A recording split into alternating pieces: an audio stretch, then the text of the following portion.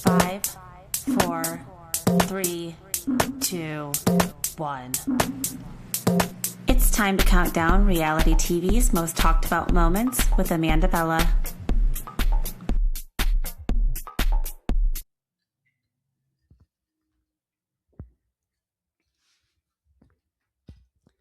Hey Bellas, welcome back to another episode of Bella Talks TV. It's Amanda Bella here. It's a beautiful Tuesday afternoon.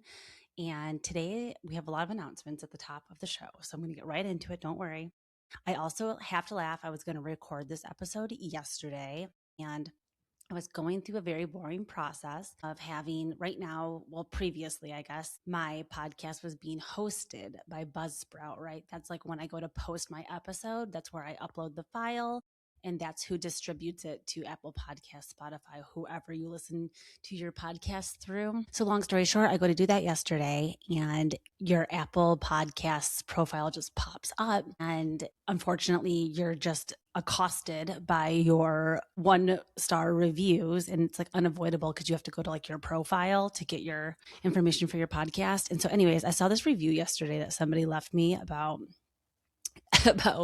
constantly talking about traveling and being braggadocious. And honestly, like I've joked before about putting Lisa Barlow on my soundboard and being like, I live a very different life than all of you. Like it's not braggadocious, you guys. I promise, it's really more me just talking about what's going on in my life. And if you know my heart and my intention, it's actually not to brag. It's actually, I'm usually complaining about the amount that we travel if my memory serves you right. So I'm going to spare you guys me complaining about my home renovations, which if you're watching me on the YouTube, you will see me sitting in my beautiful new kitchen that I've worked very hard to finish the past couple of months. So we're getting there, you guys. We're really making progress. It's May 12th. Today is the day. Let's start with our announcements. Okay, ting, ting, ting. Let's start with our announcements. So let's start with the fact that today is the day that the AMC Summer House tickets go on sale. Yes, you heard me right. So if you did not know about this, by the time you hear this episode, I will know whether or not I will have a ticket to the AMC Summer House screening of the part 1 of the reunion. Now, this is something that they're doing only in New York. So I feel really, really lucky to be a New York-based Bravo content creator because I know LA and a bunch of other cities, they're always like, damn, New York always gets the good stuff. And I beg to differ that LA has tons of events. Like when the Super Bowl happened and there was the freaking boat that went out that Kyle Cook was DJing on. Yeah, like I would have finagled my way onto that boat somehow for the Super Bowl, but that I don't live out there. I live in New York. So I was really happy to be able to participate in this thing. So what's happening is they're airing the first part 1 of the reunion and they're doing a screening at an AMC downtown here. So the AMC is in a good area. It's not like in Times Square, I don't think. Not that I would be fine with that. Sorry. So I would be fine with that if that was the case. But I'm also recording in the morning today, which is not my typical jam. So bear with me. Okay, so they're going to be releasing tickets today at 1 o'clock Eastern Standard Time. So in the next couple of hours, I'm going to be finding out if I'm going to have a ticket. Now, unfortunately, regardless of whether or not I get a ticket, I'm going to be in London the day of the screening. So I don't get to go no matter what, which is fine. And I'm very happy to be going to London. So I need to go be a lady of London. And I'm fine with that. It is what it is. But I am going to still try to get a ticket. And you have to be very strategic about these New York things because I've gotten tickets before, but I don't always get them. They always use Resy. Resy is, for whatever reason, the platform they use to sell their tickets to their watch parties and stuff. So I know that I already have an account with Resy. I know that like I'll be locked and loaded at 12:59 Eastern Standard Time, like ready to get my ticket. But it doesn't matter because I might still not get one, which is why I'm like, okay, I'm glad I'm going to London still. I'm glad I didn't cancel my trip. No, not that I would ever do that for a screening. Like this isn't even like, even if it was the full live cast there, I mean, I would want to be there. I can't lie. I actually was really lucky, and not lucky, but I think I was one of the only people that chose to do this, which is funny now looking back. At BravoCon last year, they had a panel and it was Summer House OGs. It was just Kyle, Carl, and Lindsay. and they watched the first episode, season 1, episode 1 of Summer House on stage together, and then like had commentary and took breaks to talk about what was going on. That was like a religious experience for me. So yeah, I'm pissed I'm going to miss this AMC screening, but at least it's not like a live thing. Like I would not be surprised if a couple of cast members do pop up there. But the Summer House party that I went to last year, it was Kyle, Carl, Jesse. I've actually never met West personally. Asked a question to Steve McBee at BravoCon, and West was on the stage with him. So like I felt like I was talking to West for a second, but really I wasn't. And then I actually bought a ticket to do a trivia night that West hosted once. And I got busy that day and like never made it. Or actually, no, what happened was that there ended up being 2 different events going on that same day. And I tried to go to both, but I went to, I believe, like a Valley Watch party or something instead. So anyways, hopefully I get those tickets, you guys. Okay, so the problem is I'm not going to be able to go, but I want to get a ticket to do a giveaway. So you guys are listening now. You're and you're a New York City based content creator and Long Island or whatever, Pennsylvania, anybody in my girly pops and Bella's in the Tri-County State area that want to go to this, I hopefully will have a ticket to do a giveaway for. So that's my goal. Now, another thing that was announced is October 24th, they're going to be doing a 1-day Charleston Fan Fest. So last year, or 2 years ago, they did Miami Fan Fest, and that's to subsequent the years in between BravoCon to keep the momentum going, to keep the energy up.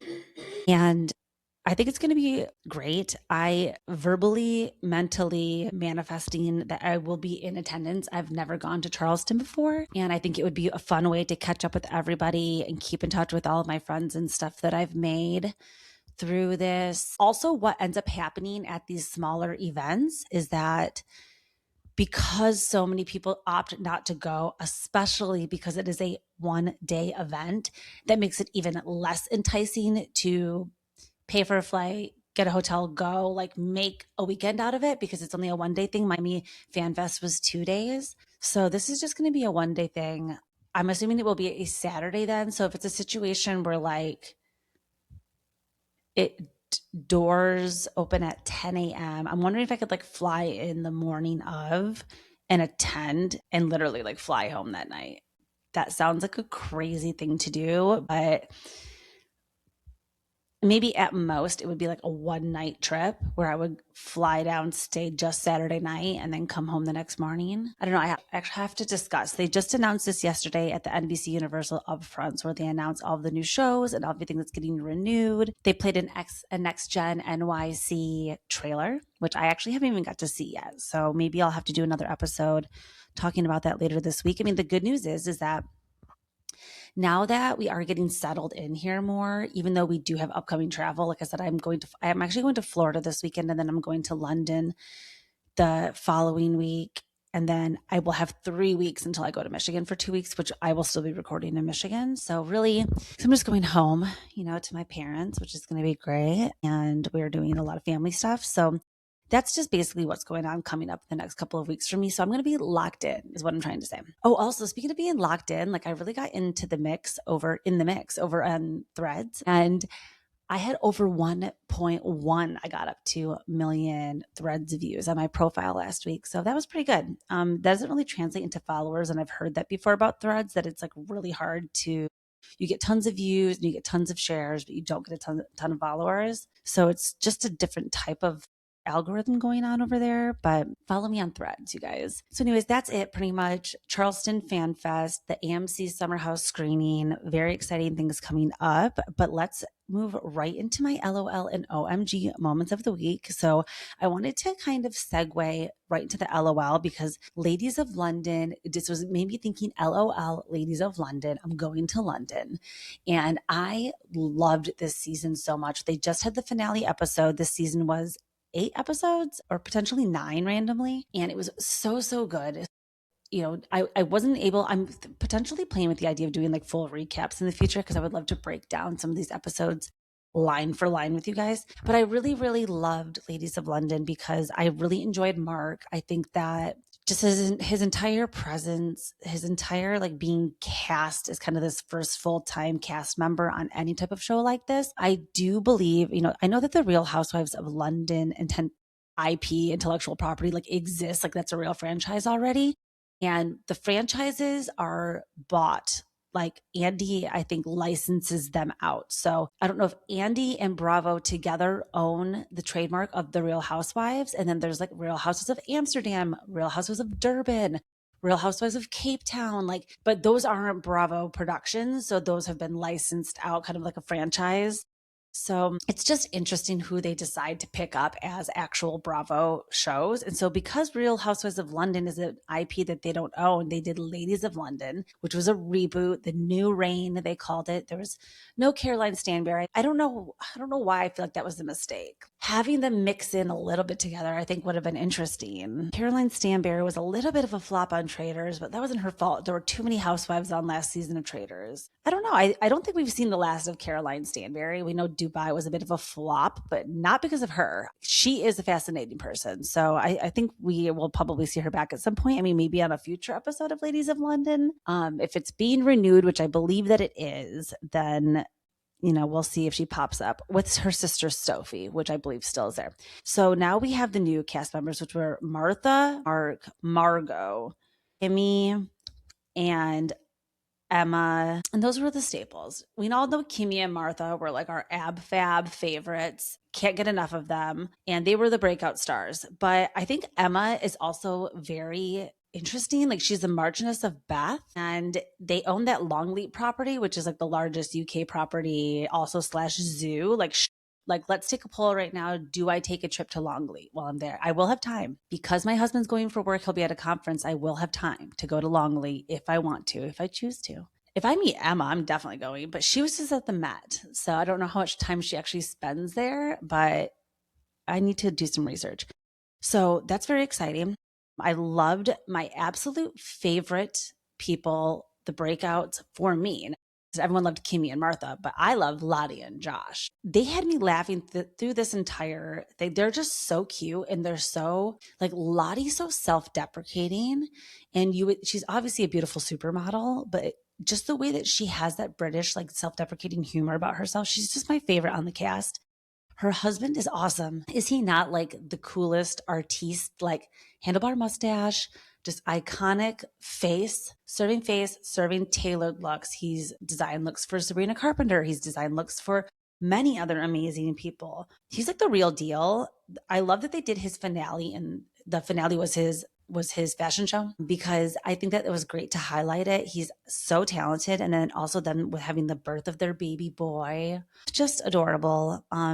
Valley really could learn a thing or two watching Josh and what it's like to be an expectant father and a postpartum newborn father, taking care of, like, just the way that he is with Lottie is wonderful. And Lottie too, I love the way that she treats Josh, like her ordering dinner for him when they go out, like just the way that she runs the energy kind of flowing around them. Like, he's so busy with work, and that's his passion, and that's his everything. And I understand that. Like, that's what I'm also married to. So I know, but she's not just some wallflower, and she's not some Real Housewife. She's not some Stepford wife. She is really one to watch. So I enjoyed Ladies of London so much. I really in the end, not my LOL moment. My LOL moment really was just Ladies of London. I wanted to make a play on words this week, but I didn't have any like huge hilarious moments of the week that I could think of. But except for on Plathville, which like nobody's really watching. I have very, very few people to talk to about Plathville, but it's my favorite show. So I need to talk about it at length at some point, but I wasn't going to talk about that. I think Ladies of London just made more sense for this episode, but I really enjoyed the entire season. The part where Mark cried about being called a freak, I felt that in my soul. Like, I remember, I think I was in 9th or 10th grade or something when I had a crush on a boy. And I think my friend, or like somebody, a mutual friend, like asked, I think, candidly off the script what they thought of me. And I believe that they said that they thought I was like nice, but that I was weird. And that really stuck with me. Being called weird, a weirdo, like that is my trauma. Like, I am that, and now I do own it. But when you're at 13, 14, 15, like that's the last thing you want to hear. So that did kind of scare me. That guy ended up taking me to prom, you guys, which is so crazy. Spoiler alert. Like, maybe he just liked me all that time. who knows where the truth lies in that, but what the fuck? That was like 4 years of torture. We had a tortured friendship in high school. All right. Anyways, so that was my LOL moment of the week. Ladies of London, just a little play this week onwards because I really enjoyed this season and I can't wait to watch season 2. Let's move right over into my OMG moment of the week. I have 2 that I want to break down. One quickly, the OMG moment of the week, the real true jaw dropper because the delivery, we were clocking it. It was just perfect. Whitney Levitt is leaving MOMTOK. She's leaving Secret Lives of Mormon Wives. She will continue to finish filming season 5 because filming was paused when Taylor Frankie Paul went through her domestic violence scandal recently. And the video was leaked to TMZ. Now, I don't blame Whitney for leaving. She clearly only needed the show. She's done 5 seasons. Like, that's not like she did 1 season and they took off. She's done 5 seasons. She's put the work in. She's been an incredible villain on the show. She really rose to the top. Roxy Hart was the perfect role for her. I'm really depressed I didn't get a chance to go. Like, not to be braggadocious, but I was really too busy this spring to make it there. Unfortunately, I did not get to see that, which actually I think I'm going to regret for the rest of my life. But I did see Ariana as Roxy, which to me meant way more. Unfortunately, it is what it is. The moment has came and gone. But Whitney, she's leaving MOMTOK. She announced it on stage as Roxy. There's a part in the show where she's dancing with Billy Flynn. I think they're give him the old razzle dazzle. Like, I love Chicago. That is my favorite musical. So please don't get me started right now. But there's a part where Roxy sits on Billy's lap and like opens the newspaper and it says like Roxy Hart takes Chicago. But it actually said Whitney Levitt leaves MOMTOK. And that was the big moment in the show. She revealed it live time. The audience gasped. It leaked immediately and hit the presses. I think that's such a cool way to announce that she's leaving. It was so organic and that really felt good for them. She fully lives in New York now, has relocated there. Connor's now doing Broadway. I believe there will be more to come. I would absolutely love to see her play Glinda Unwicked, manifesting that next for her. Another OMG moment of the week we have to talk about, sadly, is that Ronnie from Jersey Shore had quite an OMG moment that was circulating where he has been very open and honest, as all of the Jersey Shore family members that you can call now the Jersey Shore, family vacation. So I guess I'm really struggling with my allergies today. My voice is really froggy. So Jersey Shore, they announced their final season on MTV. MTV's been like bought and sold for probably a shilling or two at this point. I don't think it was doing very well. No one really paid attention to MTV anymore. That's depressing to me as a millennial who grew up born in the 80s. Like, I love MTV, so I'm actually not happy to hear that all of these shows are potentially going to be done now. But anyways, Jersey Shore entering its last season. They're doing press. I actually was lucky enough. I entered in to be part of the audience of the Sirius XM Jersey Shore interview. They do these like town halls now. I unfortunately was in Atlantic City and they emailed me saying I had me and a guest were able to attend and I couldn't go. So again, busy. But if I would have been there, I would have saw this in person, which I don't know. Maybe it was like God protecting me. Like, what was it? Rejection is God's protection. Life's rejection, God's protection. So Ronnie was nodding out, you guys. It looked like a trigger warning fentanyl nod. Just that falling asleep and that's the look. And that's what Johnny was exhibiting. Or Johnny. I was looking at my notes and it said Jersey Shore Ronnie. Ronnie was exhibiting those traits of that. So again, I'm not a doctor. I don't know, but Mike, the situation, has opened a rehab center called Archangels. And, that's a facility that he recently started opening, that he opened with. I don't know if he has partners. He actually just did an episode with Carl that I'm going to listen to. So I would love both Mike, the situation, and I really appreciate both of their sober journeys and just how they are using their reality TV platforms to talk about sobriety and also now have careers somewhat in that. Carl was Soft Bar, a sober bar, and then Mike, a sober facility, living facility, I believe, rehab facility. So I'm just hoping that Ronnie gets the help that he needs. He did come out and address it in the black stories with the white font that we all love, saying he understands everyone's concern and he recognizes that he does need to address and get some help. So I don't know what the status of that is. Oh my gosh, you guys. Okay, that actually reminds me to follow up quickly on a story from I think it was my OMG of the week last episode where Steve McBee cheated on Allie And then all of the messages with Calla came out and he turned out to be a monster. Well, this is a Bella exclusive, right? I'm like, I need a little dee like breaking news. I DM'd with Steve. I had to. I was like, I need to say something to you. Like, I'm really disappointed in you, but I do believe that men can change, because I know personally men that have changed. My dad, whatever, other people. I know people can change. With that being said, I'm going to need you to really not just say you're going to do something and not do anything. Like, we really need to see an effort. I don't know what that looks like, but you need professional help. Then he responds and he says, I totally agree. And he's like, I'm looking into it. Actually, let me just read it, right? Like, I won't show it because I feel like that is an invasion of privacy and I don't want him to never talk to me again. So let's see. My message to him. Steven, I've been championing you. I can never say that, but I always try. Championing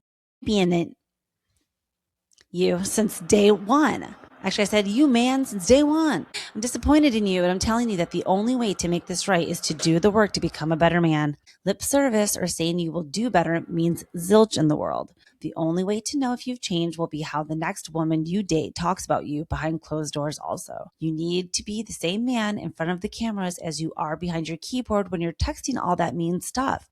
Do better, and I'm rooting for you. He replied and said, agreed completely, and I plan on it. Thank you.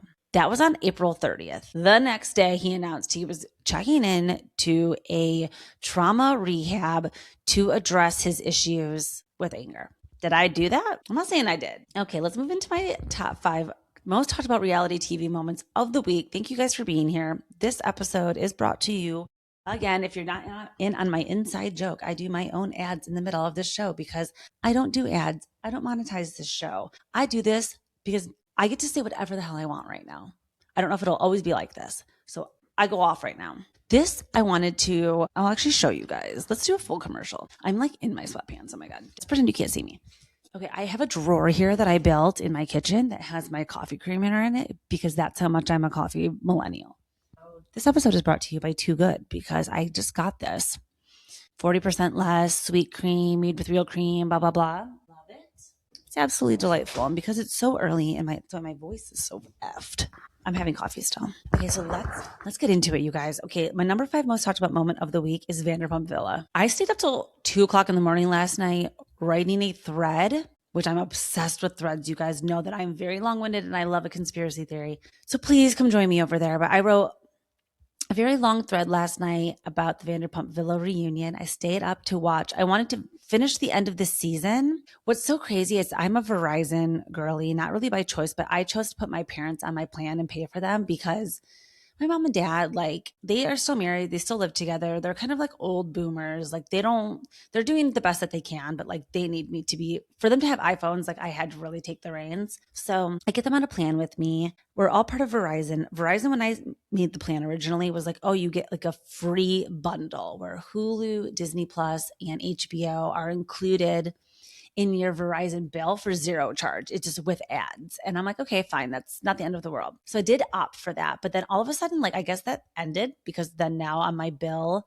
that doesn't exist anymore. And then I signed into my Hulu and it was you don't have a subscription anymore and all this stuff. Long story short, I got a new subscription yesterday. I revamped all of my streaming to make sure everything has no ads, including the Hulu. I'd rather just pay. And I burned through the last 4 episodes of Vanderpump Villa last night. So good. Okay. I have a lot of thoughts, you guys, but the most talked about moment I have to get into is the Sheena of it all, you guys. Sheena was basically a member of Vanderpump Villa without being on the show. They really fucked up not having her and Brock come in. I think that would have been epic, an epic season finale to have Stassi and Sheena. This is basically almost a little Vanderpump Rules. They talk about Vanderpump Rules. Stassi brings up talking about those days. And then with Lisa there, the combination of Lisa and Stassi together, it's really crazy. And so Marciano has been around this friend group for years. Marciano is actually in episodes of Vanderpump Rules back in the day, just as an extra. You can tell he was there filming. He's been working for Lisa and Lisa's been holding on to him as talent for a long time. And trying to get him in the mix. So Vanderpump Rules, it didn't really click. He was too old to be on this new Vanderpump Rules. And he lives in Vegas and really works and bartends in Vegas still. So which I really fucked up not going to try to find him last week when I was there. That would have been kind of epic too. But Sheena was talked about so much on this last season, you guys, and I didn't realize until I got to the very end exactly how involved she was in all of this. But she had a lot to do with the Jessie Demi scandal. She was really trying to get Marciano to do certain things that would guarantee him spots in certain storylines. And then it wasn't like he was necessarily more team Demi or Jessie, but like he had situationships with both of them. This man talks about losing his father, and like I think that he is just lonely, and I think that I actually think he's a better man than Jax, but it is very Jax coded. I see why he's in this Vanderpump show, because his toxicity with Hannah and their toxic relationship, but also combined with the fact that like he's still somehow able to still get girls and like get in relationships. And even though he seems so crazy and greasy, which he addresses, you guys, that should have been my LOL moment of the week, because he addresses how greasy he is in the reunion. And he's like, you guys, I'm like working on my skincare routine and I'm trying to mattify it. Okay. Like I'm working on it. I have oily skin. I thought that was great. I love Marciano. You guys know I've been team Marciano since day one. And I just think that Sheena getting so messy and then him having to expose her being like, okay, listen, like I'm not some evil mastermind. Like I didn't come up with this diabolical plan. Sheena told me what to do and I was stupid enough to do it. I love it. Sheena catching strays in Vanderpump Villa. Like it really made me so happy. Them talking about her and like her being pathetic with her book and stuff. Oh my God, like getting roasted by Lisa is, how do you even show your face again? Now it was Sheena's birthday also over the weekend. She's a Taurus, which I think she changed her birthday. I'm not even kidding you guys. I think that I want to see her government license. I don't believe that's her birthday. I think that she changed it. I think that she's actually a Gemini. I do. I think that she changed it. I think she knows being a Taurus is cooler. I don't know, something's off with her. She gives me so much Gemini energy, but she had a birthday party. It was her 41st birthday, I think. I believe she turned 40 last year, whatever. Anyways, she was singing on stage in a tutu with a leather corset. It was so cringy. Sheena girl, are you okay? Like, I don't know. It looked like a crisis to me. Like she's not in any of these shows. Everyone's talking shit about her and she's wearing tutus. I don't understand. We got to at least get her on the Valley because the Valley is so bad. We'll get there. Okay, so anyways, that was the biggest moment. The second most talked about moment from Vanderpump Villa is really like the Hannah, Marciano, Hagen of it all. So Hagen is a diabolical gay, you guys. I'm sorry. They exist. TJ's another one of them. Michaels was on the fritz for a couple of weeks there, but I think that I'm going to like revoke the diabolical stance on him. And I'm going to just say that like, okay, he's not necessarily like intentionally trying to ruin people's lives, which that's the definition to me of diabolical. But like Hagen is a diabolical guy. Hannah is his best friend outside of the show. Like they're together all the time. Apparently they used to live very close to each other too. So they're going into season 3 and Hannah's single. Her and Marciano are not together. She's determined to have like a horny Hannah summer. And Hagen's all about it, but like as soon as Louis the butler left and Hagen stepped it, you guys, I don't know. I'm going to put my tinfoil hat on. Let's do it for a second. Did Louis the butler actually quit? Okay, so I posted about Louis the butler. He was hired. This is the first time that they've had a butler role on this show. He's hired as a butler. He quits the first day. So everybody's really upset that he's like the fastest guy to ever leave the villa. And, you know, it's very below deck for somebody to quit the first day. And everyone understands he's like having anxiety. It's like too much pressure for him. So he wants to leave. He gets like escorted out like Vicky with the cloth over her when she was in Iceland. He gets taken out with like his hood over his face. Lisa's like chasing after him. He leaves the villa. But I was wondering, like, was that all set up for him to leave the first day like that? Because Hagen then gets moved up to be the butler. And then Hagen really doesn't have to do any work. He goes from being housekeeping to being butler. I guess it is. Has he been there since season 1? Okay, fine. If it's his 4th season, I thought he'd only been there for 1 season. He got promoted. But after 3 seasons of being housekeeper, then he gets to be the butler. He doesn't, what I see on the show, do anything spectacular. He, I think, gets a couple good comment cards. And then Lisa presents him, spoiler alert, with the $50,000 bonus of the season.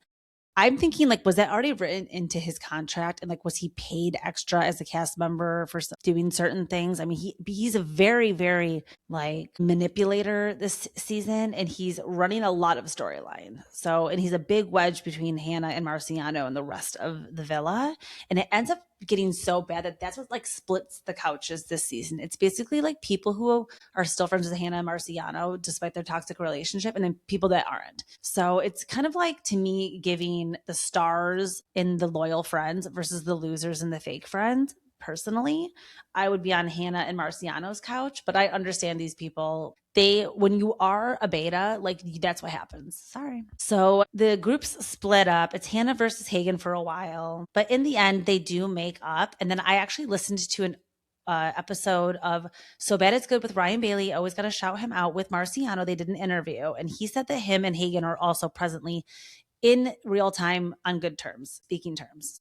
All right, that's great. We will see what happens with season 4 of Vanderpump Villa. Oh, no, this was only season 3. So yes, so season 4. So they've been 3 seasons. So Hagen had 2 seasons as a housekeeper and they got promoted. Irregardless, whatever. Another thing that I also wasn't going to talk about, but like trigger warning again, Hannah and Marciano did have a miscarriage. And at first, like, my ears do perk up whenever I hear that. And this is just my opinion, and I'm sorry. This is also like a really honest bias, and I'm not afraid to say like really honest things because you guys know that I'm a good person. But when someone says that they had a miscarriage, I also think like they could have also had an abortion, but they're just saying that they had a miscarriage because that is more, of course, people have sympathy for miscarriages and they have zero tolerance, some people, for abortion. So it's a much easier thing to admit. It's not a choice that you make. So I get skeptical. But then the way that Marciano talks in the reunion about how he just turned 29 and then they had the loss of this baby, and then they had another chemical pregnancy where they had another positive test. It seems to me like they were potentially thinking like maybe in the end, if they got pregnant together, they would be meant to be and they would end up together and getting married and like be a family. So it sounds like they both have issues with both of their families and have family in each other now, which is a very toxic codependent relationship. They are not currently together, as we know. Jesse has been also spotted with Marciano a lot, that I talk about all the time. So they're all single now, but just wanted to talk about all of that. Now, speaking of villas, let's transition from that right over into my number 4 most talked about moment of the week, which is Beyond the Villa. So we're moving from Vanderpump Villa into Beyond the Villa. I watched the entire season of Beyond the Villa season 2. So let's talk about everybody that was on it. Iris and TJ, Chris and Coco, Bella, Jeremiah, Hannah, Grayson, Andrina, Amaya, and Brian, and Taylor and Clark. So not everybody. We did not have Nick. We did not have Alondria. We had a little bit of Austin. We did not get any Sierra, as we know, after her big scandal of her racist remarks. Unfortunately, that just is what it is. I would have liked to check in with her, actually. And then, so what goes on in Beyond the Villa, and the big, most talked about moment is Hannah. You guys, Hannah ends up being kind of the unexpected villain of the season. And I actually really liked Hannah in the villa. Personally, the reason why I found her so endearing was because of the way that she was so heartbroken when Charlie left. And remember her holding the photo like he went to war. Like, that was actually so sweet. And I remember thinking that was adorable. And then Pepe came in and like he was trouble for Hannah too, remember? And like they started having a little thing, but then he eventually moved on to Iris. Remember when Iris and Jeremiah got paired up by America to screw over Huda? And there was no Huda. I knew I was missing somebody from the list. So no Huda either in Beyond the Villa. So whatever, they're all together. And really the main drama of this season is that Iris and TJ are now dating together in real time. But when they came out of the villa, Iris and Pepe had just came in 4th place together. And they were still kind of in a situationship together and seeing each other. But Iris admits that she still had feelings for TJ. TJ left the villa, I believe, when Andrina got voted out. And they left together, and Iris didn't leave with TJ. She decided to stay. And if she really liked TJ that much, I think she knows that she should have left, because that's what the That's what the true test of the show is that if you really find love in the villa and your person gets voted out, you leave with them if you really love them. If you're just there for fame and to be on TV and you're going to fuck around and date other people after your man leaves, then you didn't really love him, did you? So this is the internal struggle that Iris is having. She's trying to prove to the audience, she's trying to prove to TJ that, oh, no, I just was confused and manipulated by Pepe in the end to stay. Okay, girl. And then when she got out of the villa, she immediately ran to TJ and saw him, and TMZ caught her. And that was the first time she was ever paparazzi'd. So this is a huge part of Beyond the Villa. Now she told she told Pepe allegedly that, I think this is where I get confused. It was told to both TJ and Pepe that nothing happened during that meetup with TJ and Iris. But then that wasn't, I think, the truth. I think that something did, I believe, happen. And I mean, obviously, Iris ends up being with TJ. So that's another thing too. It's like, okay, if nothing happened, you guys ended up being together. Pepe just feels like, okay, you guys moved weird. Like you're lying about it, and just be honest. If you were just with me to stay on the show and get more clout and try to win the show, then just be honest and say that. But she won't do it. She's trying to say that like she was manipulated. And so it's really showing the cracks. Like her arguments are just not good. So the whole season is building up to finally getting Pepe and TJ. Like we've got them together in the room a few times together throughout the season, but they haven't fully confronted each other. Just that one time Hannah was like, loser, oh my God, when she was like yelling at Pepe at the bar in that first episode. She was really doing the most, which we'll get to in a second. But Pepe, TJ, and Iris finally, at the very end, they have this finale Christmas party and they all get together, and producers, everybody, the production of this show, ITV, I talked about on a video on my page. I'm obsessed with this production company. They're going to get it. They're going to keep, nope, you guys are going to have another group. We're going to get this conversation on camera. Finally do it. And at this point, I think Iris is knowing like, fuck, tonight I'm going to have to confront him. So they all get together and they start talking. First of all, Iris will not let TJ and Pepe speak alone. Red flag central. Like, why won't you let them speak? She has to be there. Then TJ's like, get your phone out, because there's conflicting stories about the text messages. And Pepe's like, no, I'll show you on my phone. And TJ's seeing something and he's like, no, like thinking in real time, I think he's thinking like, that's not like, those aren't the messages that Iris showed me. So he's like dead ass into the camera, into production. Go get a chart. Well, he's like, we need to see Iris's phone because she doesn't have it with her. He's like, go get her phone. And she's like, no, it's dead. So then your ears perk up again. First, she doesn't have her phone. Now her phone's dead. She knew this conversation was coming. Have your receipts ready, girl. No. Then they finally turn her phone on, and like the text messages are deleted off her phone, and she only has screenshots of the conversation. So it basically just gets blown up. Now, again, in the end, Pepe knows he like won. So he's actually not smug about it and doesn't like rub it in everyone's face. He just knows that she was lying and he was right. That ends. She cries for the rest of the episode, like in Hannah's arms. Like it's very like, what, you wouldn't cry like that if you didn't get caught. So I think she's more afraid that TJ is going to break up with her and their relationship's going to end over this. But I think they're still together, you guys. It's fine. Because that's what happens. Like sometimes you do lose them how you get them. And I've talked about this before. And I think that they both knew that Iris was capable of pulling some shady stuff on them. And it kind of is what happened. Now, revisiting just back to Hannah again quickly.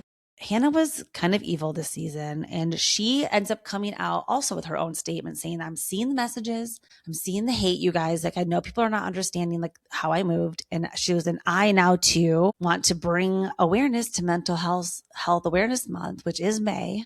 A lot of people have been posting about it, but she says that she is diagnosed bipolar and that she was manic while she was filming. So that explains a lot of her behavior. It does. I'm not going to discount that. Unfortunately for Hannah, when you sign up for something, she's contractually obligated. She probably had to film. Now, Amaya, she was going through her own struggles. She was having some physical and some mental health issues when she was filming, and she missed a bunch of filming. And she freaking won the show. So she was pretty upset. To piggyback off of that conversation, a big thing that they needed to do was to get Brian and Amaya back together, because Brian and Amaya they won the show and left together dating. Then Brian gets a club appearance and he is seen on social media pouring drinks into girls' mouths. He says and still denies that he never cheated on Amaya. They break up over this. Again, this is the couple that won. At the reunion, it was already filmed before they broke up.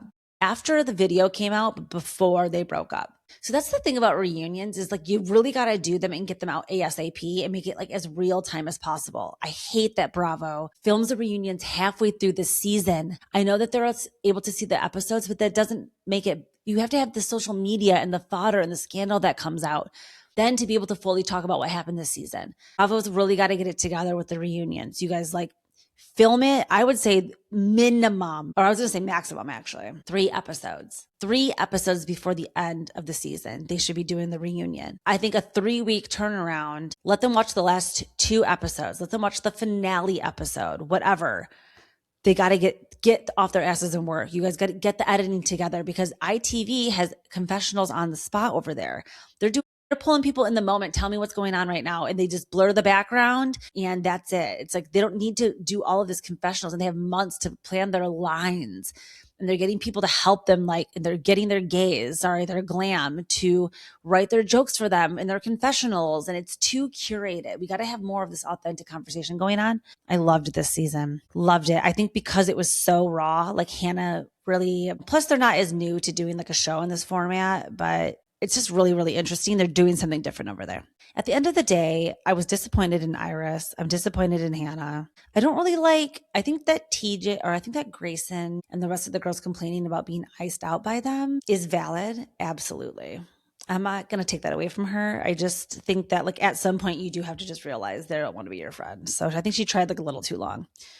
All right, let's move into my number 3 most talked about moment of the week, which is finally, I feel like pretty vindicated about this one. And I'm loving seeing the conversation about it online because it is nice to see people waking up to what is the villain of Danny Bucco. So on the Valley, everyone's complaining that this season sucks. It's so bad. It's unwatchable. It's actually not. It's actually amazing. And I love it so much. But the problem is that people love Danny and Nia because for some reason, the fans do just get like so attached to their version of somebody and they have a hard time changing their opinion with new information. So because Danny and Nia were edited as the golden couple in the beginning, people now have a hard time believing that they are capable of being just not perfect. Okay. I don't think that they're like really evil people. But Danny specifically is extremely misogynistic and disrespectful. And he's clearly just not like a really amazing guy that we should be uplifting and everybody should be saying is like the most amazing person. We know that. Now, Nia, I do believe to be more of a different type of case study that we're watching where I think that her negative energy comes from Danny. I think that Danny removed, Nia is extremely likable. But unfortunately, because she has hitched her wagon to Mr. Zombie voice, that, it's just not looking good for the Bucco household, the Sanchez Bucco household. Every single episode, it's getting worse and worse. Danny's getting meaner and meaner to Nia. And this recent episode, they go to San Diego. He won't hold the baby. He won't burp the baby. He won't take time so that Nia can eat lunch. He won't go on a roller coaster without calling Nia performative. He is complaining at the rest of the cast gets to drink and he doesn't get to drink. He's just really, really dark side Danny all episode. And it's becoming undeniable. And that's what I love about it. I love when people can't really blame the edit anymore because it becomes so loud and consistent that you have to just recognize this is now a pattern of behavior. And we're now seeing the real Danny. Like I said, Nia, unfortunately, is a casualty of this because this is her husband and she's not helping him grow as a person and she's enabling him. He's not going to get any better. So I understand keeping the peace and I understand her trauma is that she wants to just keep things copacetic because she's afraid of a broken home, but she's really going to need to go to the therapy that is not Mosaic Church. And if you guys don't know, like look it up. People, whatever, if you want to hate me too for saying that, like, again, I've talked before, like, I love organized religion. I actually totally believe in it. I just don't believe in people that weaponize religion to hide as a mask behind being a troll. And those people do exist. That's a specific person. So I'm not saying all people that go to Mosaic Church are this person, but I am saying that the Venn diagram does intersect and Danny and Nia are in the middle. So they go to this church and it's a very just toxic way of thinking. And it's very men are the head of the household and women are the child rearing. And that's what we have going on right now is even Danny saying to Nia that he doesn't want her to go on the roller coaster because of what her boobs will do because she's breastfeeding and just then he talks about her frizzy hair. And he's getting personal. He's getting nasty. So it's not anymore about just stress about 404. Like there are some underlying problems going on. And remember, Nia was really pressuring Danny to have another baby because she wanted to have a mommy makeover. And you guys, I'm scared to say this. And I know that we, again, should not body shame, but like Brittany had a mommy makeover and it's not looking that different. So I think the reason why Nia maybe hasn't had one, it's because she sees that it's not just like a fix. Like she's gonna have to, even if she's currently breastfeeding still, she can't do that. So I don't know what's going on over there, but like her and Kristen both are postpartum, and it's really, really sad seeing them both dealing with Luke and Danny, only thinking about themselves being awful husbands to their wives and wanting almost nothing to do with their newborn children. I mean, there has to be like an innate feeling for them to want to spend time and do those things. Like you don't want to be telling your husband to do it. So they don't want to do it. They don't want to do those things. Luke wants to fish. Luke wants to drink. Danny wants to drink too. These guys want to drink. That's what they want to do. Well, I'm not going to make this thing a thing about Jax, but you guys like roll the tape back on when I said Jax wasn't the problem. Jax is not the problem. Just men in general are the problem. So blaming it on just Jax or one guy and saying that everything's going to be okay without like one certain person and part of the dynamic of this group, it doesn't make sense. Now we're stuck with all these losers. Even Jesse showed his ass because I talked about Teddy and Tamra on my page a little bit last week, and I'm laughing because on Heather McDonald, they were calling them two cunts in a Zoom. Oh, that took me out. Two cunts in a Zoom. They were talking about, first of all, Teddy, I know that she literally has brain tumors, and that's why it's like not funny to talk about her not being in her right mind, but like something wrong with her. She calls Jesse. She's friends with Jesse allegedly. I don't know, like their friendship is weird, but I think that she's trying to get on the Valley. I'm not even kidding. Teddy really wants to be back on TV, you guys. Mark my words. Everyone said that, even when I said that about Amanda Batula or all these people, like they love the cameras, and they're like, no, they don't. They're just like, yes, they do. They're desperate to get back on Bravo. So Teddy really wants to just stay in the mix. Anyways, she's good friends with Jesse. She calls Jesse and is talking to him before the last episode comes out. He tells her, like, first of all, they have tense scenes, Jesse and Lacey. I've talked about them before. I like them both, actually, but Lacey follows me on my TikTok, which is pointless. I don't do any work over there anymore. I'm kind of giving up on it, to be honest. I'm way more into Threads, but Teddy is telling us on Two Teas in a Pod that she called Jesse and is discussing last week's episode. And there's an uncomfortable scene where Lacey's kind of putting Jesse in his place a little bit and just,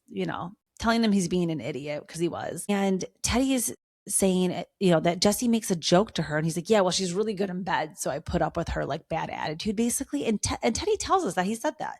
First of all, the fact that Jesse made a joke like that is sadistic to me. Like, what do you mean you're even making jokes about Lacey being good in bed? I really need to know if they had a fight about that. I need to know Lacey's reaction to that.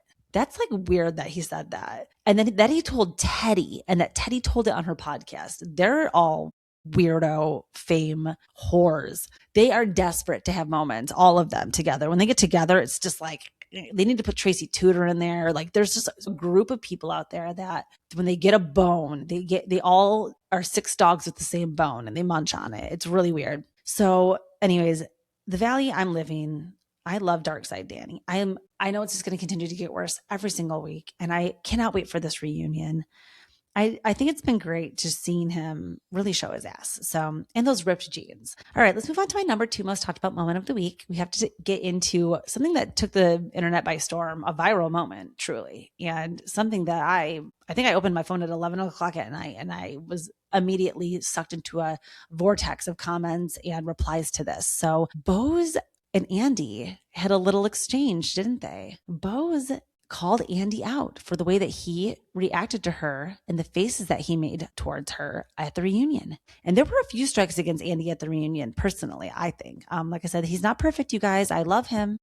I love Andy, but we have to sometimes give tough love and keep it real. I'm not going to be an enabler like Nia. So with Andy, his problem is that when he's very visibly annoyed and not feeling the moment, like he lets it be known.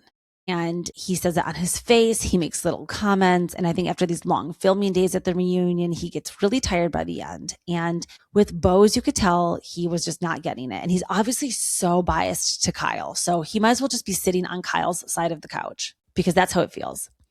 That would be a funny meme, actually. I'm like, Andy on Kyle. Okay, so they decide to, get into all of this stuff about the CMO of it all with Amanda Francis. And her short tenures, Boz's short tenures at Pepsi, Uber, Netflix, and whatever. And she explains that, yes, CMOs have short tenures because usually you come in to market a company, get it popping, and then you get it going good. And then you go on to another company, kind of like consulting. And you're like, okay, I'm going to do what I did for Pepsi. They're thriving. Now let's do it with Uber. She brought Uber to Ghana. She brought Uber to Africa. So she's done the work, you guys. She's the real deal. Andy making a face at her and going like scoffing at her was the wrong move because she took right face to camera, did not give a fuck, and called him right out and was like, Andy, you better not be making these faces at me. I know you are not doing that to me. And she called him out. Then Andy says in his comments, consider me aware now. Like he sees it. I'm aware now. Thanks for letting me know. The other thing too that really I thought said a lot about Andy is that tries to fight for the fact that Sutton went to the Met Gala. Like this is really the hill you're going to die on, Andy, is fighting for Sutton, not being a social climber. But he defends Sutton going to the Met Gala and says, oh yeah, Rachel, Sutton, they've gone. And then Boz has also gone to the Met and he leaves her out and they flashed to her photo. That was another strike. That was not a good look, Andy. I understand you have your favorites, but like when it is Boz, and I hate to play the race card, but like, oh my God, Andy, you really were being crazy. So that also leads me to, because they were talking about Amanda, they get into the whole conversation comparing up, Boz and Amanda. I want to say again, there is literally zero comparison. Boz has an actual corporate career and a resume. It has done things. And Amanda has literally never had a job. She said zero formal business experience. She just happened to write a book and sell courses now. So it's not the same as Boz. Boz did say that she would lose money on her courses if that was the point, but they're charitable anyway. And she almost expects to lose money. So her saying, I lose money is like, yeah, I lose money, but I still do it because I love to do it and it benefits the community. I teach Black women how to walk into rooms and be heard, get jobs that they want, etc. You're telling women how to make money. And you're charging them so that you can be rich as fuck. And I thought when Boz told Amanda that gagged me. She really read her for filth there. Like your intention is just to get rich. My intention is actually to better the community. So we're not the same. Done. Amanda then is found in the comments online. People are asking her, are you coming back? Blah, blah, blah. She writes in all caps, why would I want to do that again? So now the rumor on the, word on the street is that she's actually not going to be coming back. And I'm so happy about that. I love a one and done housewife. I love a Diana Jenkins. I love a Anna Marie. Beverly Hills gets these women because that's how intense the Fox Force 5 is. And that's why Sutton is like the only one hanging on by a thread. Without Sutton, you guys, we only have Kathy and Tilly, who are basically famous Beverly Hills socialites that are friends of the show. So when you think about the actual core housewives, we still are doing Fox Force 5 because it's Erica, Dorit, and Kyle. We don't have Rinna anymore, RIP. I'm hoping that she will come back, but we still have that trifecta. And then Sutton, for all intents and purposes, has almost become like the new Teddy, the lackey that just does and says whatever and is like willing to suck it up for the group, like rooming with Amanda in Italy, like doing those types of things because you're going to score points. That's basically what Teddy was in the Fox Force 5. So really we're only missing like our Rinna type, and it's a very hard group to break into. It's very Summer House girl group where like that bedbug group was impossible to penetrate. Like you're just not going to be in that group. Many tried, many failed. So that's what I'm getting, is that Amanda's going to quit, and I'm very happy about that. So that brings us now to our number one most talked about moment of the week, which is another big one, another Summer House doozy. You guys, we've been talking about Summer House for a while now. It's been going on since April Fool's, so it's been 6 weeks roughly. I'm not sick of it. I could talk about it every single day still, but one thing that we have got to discuss is over the weekend, it was confirmed and then denied and then confirmed again and then denied again that Jennifer Fessler, who I have openly hated on this show, again, roll the tape, and West Wilson are potentially covering up also that they had an affair, a sordid affair. Fessler married to Jeff Fessler. Jeff and Jen Fessler married for 27 years. I recently talked about them because they did something on the internet recently where she posted like a fake surrogacy announcement that they were going to be having a baby and then she had to retract it. She's a weirdo. She's by far the most thirstiest person. She was a friend of, you guys. She was a friend of. She was never even a housewife. So she is rumored to really have had a dalliance with West. Maybe, I think potentially even more than once. My tinfoil hat is on. So what has been revealed is that over the weekend, there was a Vulture magazine reality TV article party that happened. Andy was there. Sierra was there. Kyle, a bunch of people were there. During this party, Jen Fessler was there for whatever reason, because she must pay her PR to get her literally to an opening of an envelope. This bitch is at everything, but she was there for some fucking reason. And they asked her about Sierra and West, and she took West's side, saying West is the golden retriever. He didn't mean any harm. And then Josh Theroney Stan, who is a doll, and I really like Kate Riccio. Like, I've interacted with her a lot, and I think that she's awesome. I don't know Josh as well. I think I talked to him once at BravoCon, but I still like him. I just don't know him as well. But he posted the video of Jen saying this, being like, girl, why are you taking the wrong side of history? So then Sierra commented under the video of Jen saying that West is a golden retriever, saying that they slept together and that's why Jen has this affinity for West. Jen replies and says in a story, again, black background, white font, this isn't funny. I'm going to sue you for libel because I did not sleep with West and you can't say those things. And, basically you can't say that. There's no proof of that. And then Sierra replies to the threatening of the libel lawsuit with 3 cartwheel emojis. So to me, that seems like I have proven I don't care what you say. And I know that libel is very, very hard to prove. So even with Jeff Fessler, her husband being a lawyer, they would never win this case. It's impossible to prove because only 2 people know the truth. It's West and Jen. And if West has her back and never admits it, then that's it. So, which is the way that it's going, because West posted his stories. He gave Jen Fessler more backup than he gave Amanda Batula. He goes right to his stories too with a black background, white text with the equations emoji saying news to me, laughing emoji that him and Jen hooked up. I think it happened, you guys. Now, Jen went on Two Teas in a Pod and said that the video where she's wasted with the pizza, Jeff Fessler, the husband, took the video of her and West. But they were also together at other events. So I don't know. My tinfoil hat is still on. I do think something happened. And there's also the thing about where she posted the anniversary thing for her and Jeff and was like, happy 27 years. If you slept with West or Amanda, we would still be together. I'm like, don't be telling on yourself, girl. So that was that. That brings me into talking about just another moment to piggyback. Sierra has been announced as the new host for After Sun. So she's doing After Sun and she's doing Dancing with the Stars this summer. And allegedly she's still signed on for Summer House. After the NBC Universal's thing yesterday, the upfronts, they said that she's basically confirmed. I don't know how she's going to do all 3, but like I said, I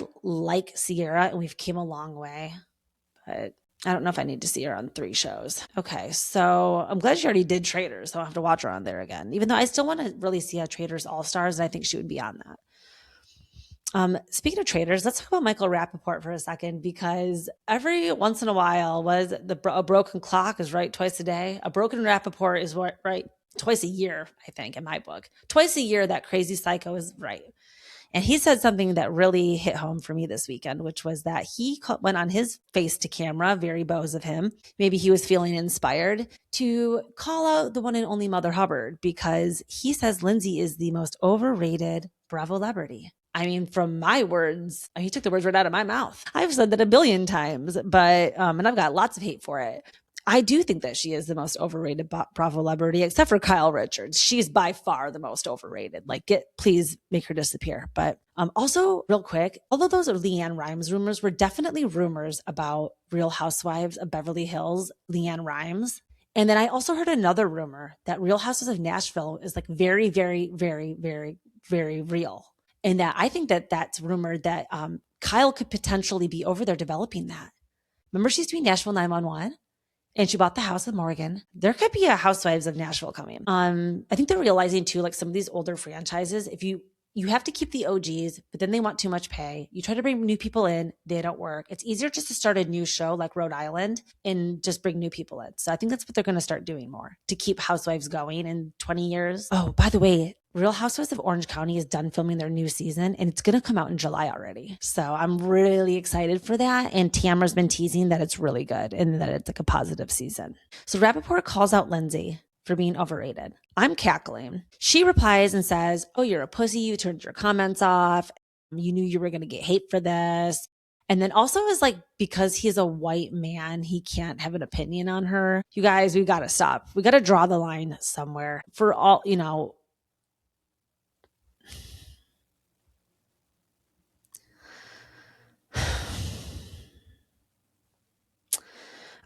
That's how exhausted I am of this conversation of like misogyny. Lindsay, Michael Rappaport can have an opinion about you, okay? It doesn't make him misogynistic. It has nothing to do with you being a single mom, actually. He's not saying that you're boring because you're a mom. He's saying that you're coming into the summer house and you personally just don't have drama. So you have to cling in to other people's. That's fine. You're still a good reality TV star, but like you can't pretend like you come onto the show and share everything and spill it all. You've made Carl your storyline for 2 years now since you guys broke up. And then he was the storyline the year before in the engagement. So for 3 years, you have just talked about Carl. And we need something new from you. You don't talk about your baby daddy, which thank God, because honestly, that would be crazy. But we need you to date, I think, and like just do other things and move on from Carl and have other things to talk about. The way that she got so messy in that last episode, getting in between Kyle and Amanda, no, that was a no for me, dog. And then the way that she treated Sharon was, I think, even on Watch What Happens Live, how uncomfortable was that? They do the poll and she's like, oh, that's okay. Like she's used to winning polls. She's used to being a fan favorite and she's not used to being held accountable. So if this is the new Lindsay, then I've been ready for this. I've been begging for this for years, but the problem is that she, I think, just does things for the audience. And now that she got so much backlash for Sharon, we see at the Vulture party, she's dancing with Carl on the dance floor. And then now she had Gemma meet Carl, which was absolutely adorable. She was taking pictures with Carl and Kyle. So anyways, that was really my number one most talked about moment of the week. I do have to let you guys go, but I'm about to go, get my plan ready to get these tickets for AMC. Follow me at Bella Talks TV everywhere. And please leave me comments and get in the DMs about all of the topics we talked about today. Okay, you guys, I got to let you go because Candy's barking. I love you all. Have a great week. Ciao, Bellas.